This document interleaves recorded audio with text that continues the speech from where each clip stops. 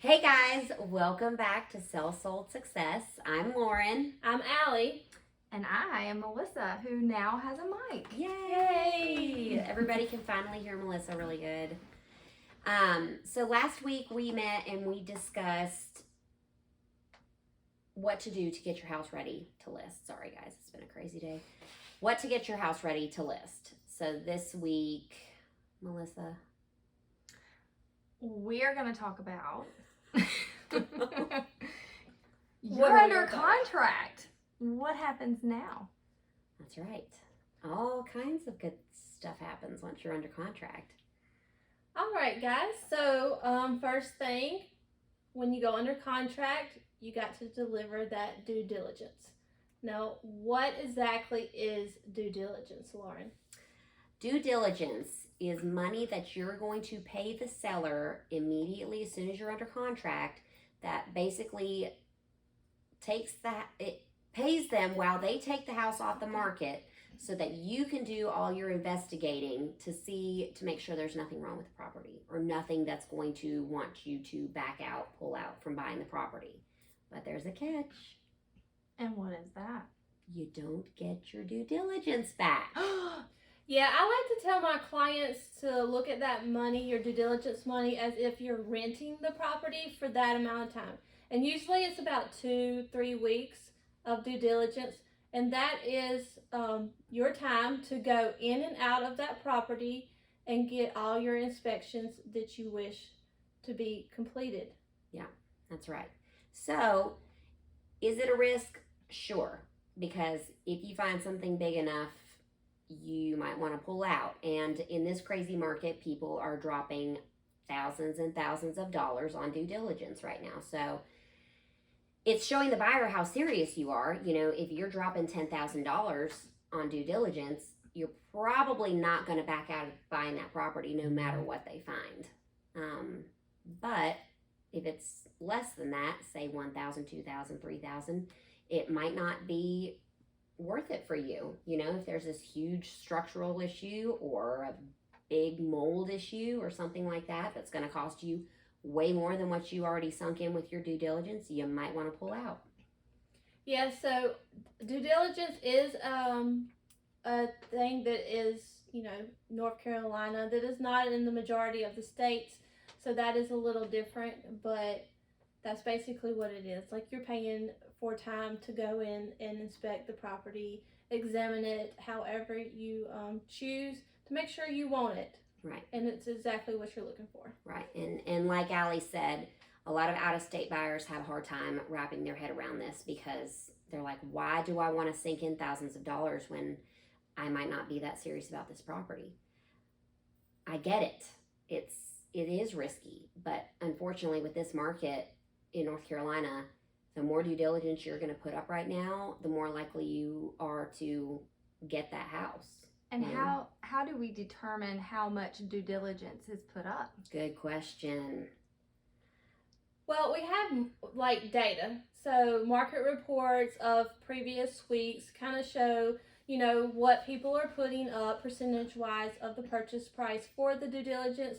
So that's good to go off of. And then whatever you're comfortable with, because due diligence you do lose if you back out. So whatever you're comfortable with is what we'll go with. Yeah. Now, and you do want to keep in mind too that whatever you put up for due diligence, say you're buying a property that's $225,000 and you're going to give $5,000 in due diligence. At the end of the day, come closing time, you're only financing $220,000 because that goes towards your purchase price of the home. So you're not losing it. It's still being applied towards your purchase. But I mean, if you were to walk away, you definitely lose $5,000 for sure. Yeah. And with that, we'll just move on to earnest money. Yeah. Which does also, the earnest money does go towards your purchase price. And it just kind of shows your level of interest in the property. Earnest money is paid directly to the attorney, right, the closing attorney. They keep it in escrow for you because majority of the brokerages do not hold on to earnest money. But you do get your earnest money back if you were to back out during due diligence. Before your due diligence period is up, you can get that back. The only tricky thing here is that people aren't really doing it right now. I mean, have you had anybody? Yes, I've had earnest money. Like recently? Recently, yes. Okay. I have not, so it's just kind of one of those things.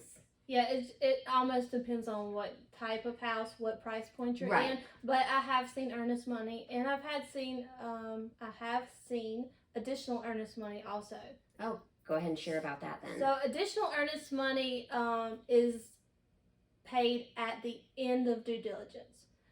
Earnest money is paid at the beginning. Once you go under contract, you have to deliver your due diligence to the seller directly. Then you have to deliver your earnest money to the attorney. Now, if you choose to do additional earnest money, that will go to the attorney, but it will not have to be delivered until the end of due diligence.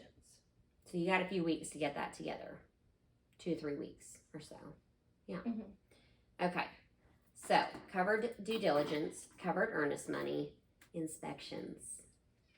I mean, there's really not that much to talk about with inspections. Generally, most of my clients go with home inspection, pest inspection, radon inspection. Those are the 3 big ones. Are there any other ones that?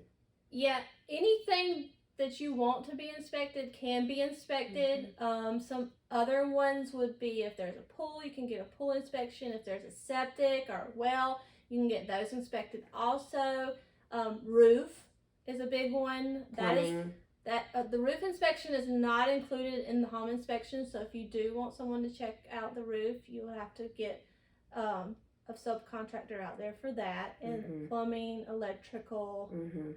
anything that is of concern, I suggest you get a professional out there and inspect it during your due diligence period. I mean, I had a mobile home, and they were concerned about some structural, that's a tricky word, issues. So they had a structural engineer come out to do inspections. So I have had that done before too. And thankfully it was nothing, but that's one more thing. But all of these inspections are on your dime and on your time. And they most likely will have to be paid at the time of inspection. Mm-hmm. Sometimes you can get it paid at closing, but most likely it will have to be at the time of inspection. Yep. So it will be an upfront cost. And it depends on your lender what inspections they require. Some people choose to not do any inspections, and that's totally your call too. I would highly recommend that you get an inspection. It makes me nervous when people say, "No, it's been redone. We're just gonna, go with it. It's fine. It's all new inside." Okay. I mean, I can't force you to buy an inspection, but we definitely highly recommend that you get a home inspection. So. Yeah, and going off of that, if it's a brand new home, you still need to get a home inspection. You should still get an inspection. And if it's being built from ground up, you do have a chance to get a pre-drywall inspection also. So you can inspect the home pre-drywall, and then you can do a regular home inspection after everything is complete. Yep. So after your inspections are done, if something was to come back that was alarming to you, expensive, costly, you can then do a due diligence repair request. Want to talk a little bit about that? Yeah, so if anything comes back on the inspections that you want the sellers to address and repair, that is what you will put on the due diligence repair request. Mm-hmm. So, I mean, most of the time people are pretty amenable to taking what you have and repairing it, making those minor repairs. If it's major, sometimes you have to negotiate back and forth. The seller will pay half, you pay the other half. It just kind of depends. But you are definitely allowed to and should request that the seller make certain repairs depending on what it is. I mean, I've had that happen here and there. Yeah, basically the due diligence repair request is just going into negotiations again. Mm-hmm. Yep. So. Should I be home if when the inspection is done? Oh, good question. No, the seller should not be there. The buyer should go if they can, or the buyer's agent, just because usually they want a first-hand account of what the inspectors found. But yeah, it's better if the seller's out of the way. It's better if the buyer doesn't come towards the end of the inspection too, from my experience anyway. The companies that I work with prefer that they come, the last 30 minutes or so. Yes, and so I prefer my buyer to be there. I will definitely be there. But if my buyers cannot be there, I like to FaceTime them with the inspector, just so they can be at the house and ask any questions, and I can get any answers or show them anything. It's a good idea. Yeah, I have the inspector, if my buyer is not there, call them and brief them on the whole report. I generally try to go and they walk through and show me things that they found, so I'm able to explain and describe any situations to a buyer. But sellers, no, don't be home. Stay out of the way. What do I do if I feel like something's been missed? Well, that's what your agent is for, to kind of be there, not hovering over them, but just let them know, hey, can you check this out? What do you think of this? And that's solely relies on us a little bit if the buyer's not there. And if the buyer is there, then they can point out anything that they're concerned about, because that inspector is working for them. Right. You are paying that inspector, so they are going to do what you want them to do, what you ask them to do. The buyer's agent is there as their advocate if the buyer's not there, and they're going to make sure, especially if you were walking through before you even purchased the home and you were like, oh, I'm kind of wondering about this or that, they should know to bring it up to the inspector's attention. Like, will you give a little extra TLC to this area because my buyer was concerned? So if a repair's made, can I request for a reinspection? You can. Yes. Yeah. I personally have not had that done, but I've had inspectors say, hey, if you need me to come back out, I can. Same here. Yeah, I haven't had any re-inspections because the work has been done that has been satisfactory to the buyer. So, but yeah, good question. Very good. So after inspections, usually around that same time period during your due diligence is the appraisal. So the appraiser will come in and give their opinion of the value of the house. Right. And if all goes well, the home will appraise for what the list price is, if not higher. If it doesn't go well and it underappraises, that's when we have a little bit of a issue. Yeah, basically your agent could go back, and it can go back into negotiations, and again with the same as the due diligence repair, that it's just some good communication between agent to agent. Yeah. In this market, I've had a lot of buyers have to sign that they will cover an appraisal gap. Have you had that? Yes. Yeah. So hopefully we're coming, off of towards a downswing. I haven't seen that as much, and thankfully, all of the properties that I've had clients buy have appraised. So hallelujah. Thank you. Congratulations. Yes. My track record is 100% success so far. Awesome. But so after you knock on wood. Yeah, after you get through those items during due diligence, it's kind of the next step for the seller would be to make sure, it's always good for the seller to make sure that they have all the details of their house, all the vendors that work on their house, when the trash is picked up, small details like that the new homeowner would very much appreciate it. If you could get all that together for them, phone numbers, all those things, that would be greatly appreciated, along with the keys, and any garage door openers or codes or any of that nature. Yeah, it's really nice if you go ahead and provide a list of your utility providers as well. I know a lot of buyers really appreciate that. So yeah, just like Allie said, having all of your keys, having your garage remotes, having any garage code, door codes or whatever, house key codes to get in. That's just a nice, respectable thing to do for your buyer. Absolutely. And then don't forget, ask the seller to make sure you change your address to your new address on everything. Not only your utilities and vendors that you may pay on a monthly basis, but Amazon accounts. Yeah, any monthly subscriptions or whatever. I've had that happen. And they're delivered to your old address and you're moved. So make sure that you go ahead and switch all that stuff over in a good amount of time. Yeah. All right, and lastly, there's closing. Oh, yeah. So make sure you review the CD, which is the closing disclosure. Make sure such items as the purchase price, any deductions that are coming out in the closing, such as inspection costs or anything of that nature, is correct. Your taxes are correct. Yeah.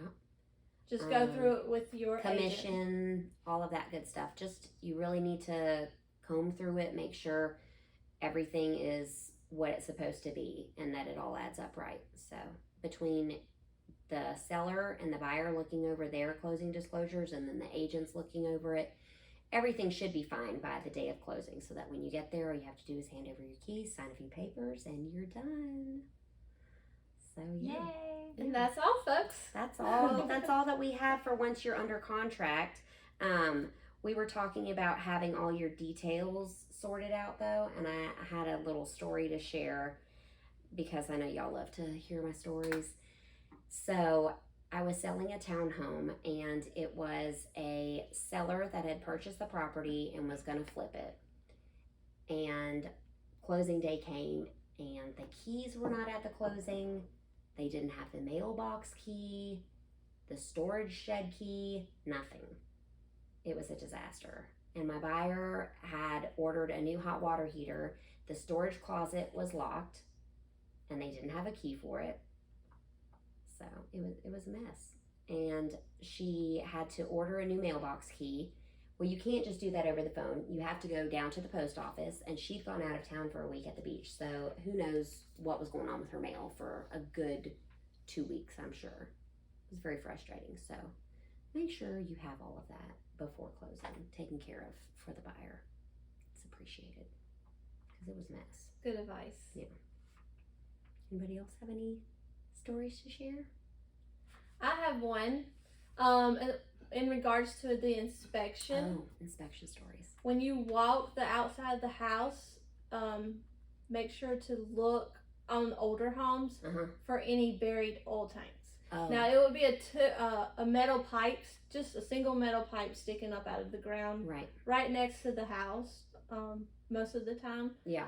Because I had one where it was an estate and the sellers did not know that there was a buried oil tank. So of course we found it when we did the home inspection, and we had a soil test and it was leaking. Oh, no. So it was just a bit of a mess, but it all got worked out. Everything worked out. But now every house, you gotta walk older around, house, especially older homes. I do look for those buried oil tanks. Yeah, that's a good one to remember for sure. I'm trying to think. Other than, one other inspection I was at, they found a snake in the crawl space. So, but I have not had that. The guys were okay about it. I was like, oh, where was it? Which corner was it in? Because that was the same one that the structural engineer was coming out for. So I was like, just so you know, the inspectors were here the other day, and there was a snake down there. You might want to watch out for him. It was a black snake, so it was harmless. But I would still want to know what I was going down into, you know. But he could cause you to harm yourself. You could. You could harm yourself when you see him. So, yeah. Yes. But other than that, that's about it for my... Knock on wood. Yeah. I have not ran into any rodents or snakes or any critters. Yeah, that it's been will pretty scare uneventful. Pretty uneventful, thank goodness. So, yeah, but... Well, we look forward to chatting with you all next week on Sell Sold Success. Thanks for joining in. Yes, thank you. And we'll be back next week. Have a good night. Bye. Good night. Bye.